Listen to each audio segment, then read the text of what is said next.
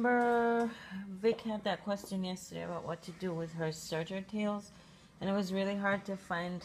Crap. It was really hard to find a video on YouTube that kind of showed it properly. So I figured I'd just do this real quick and show you what I mean. When I first got my serger, I had the same problem trying to figure out, okay, what am I gonna do with all this fraying and all this extra tail? So this is the way I generally do it when I want a clean look. Sometimes it comes out better than others, but practice definitely makes perfect. So what I do is I position my fabric under this foot thing, and I try to get it as far as up as it will go, so as close to the needles as possible. Then with the extra tail that's there, this extra tail from whatever your previous thing was, you bring this around and you put it on the edge, right alongside the edge of your fabric. So you just lay it on top of your fabric. You put the foot down and you start serging. After you get a ways, you put that into the line of the knife, and it cuts it off. And you serge till the end, and then you start slowing down when you get to the end. You lift the foot, just pull your thread out just a tad, just to give you enough room to maneuver, and then you're gonna flip your fabric over and put it right back under there, just before the needle. Try to keep the stuff that you've already, like your thread from your previous serging. Don't let the knife cut that.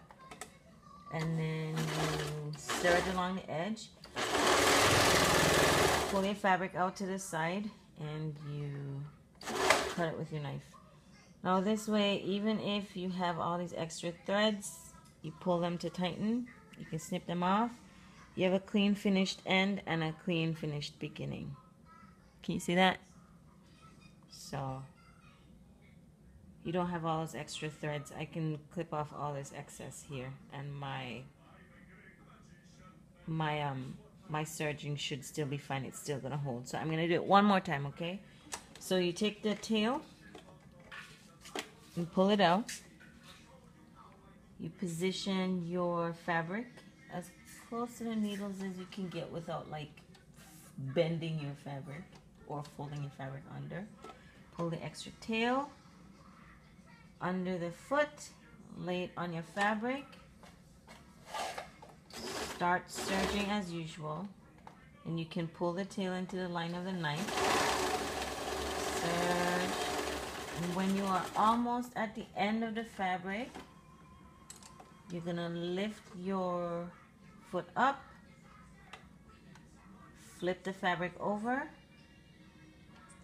put it back under the foot, lower your foot, and make sure you keep your thread from under the knife. And you just make a couple of stitches and you pull your fabric off, cut it with a knife, and you can either pull these threads, leave them the way they are, completely up to you. See?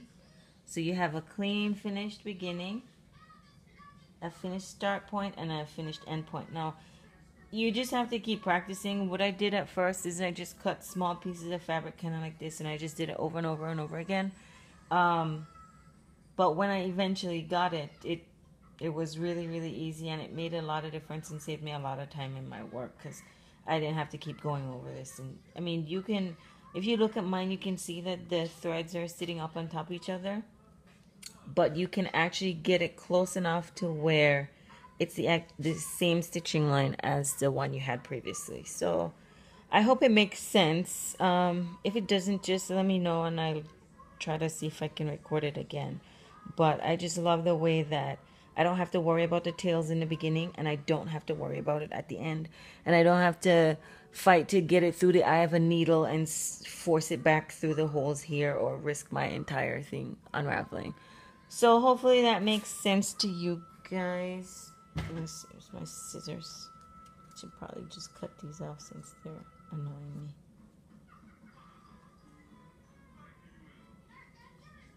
Yep. So there you go.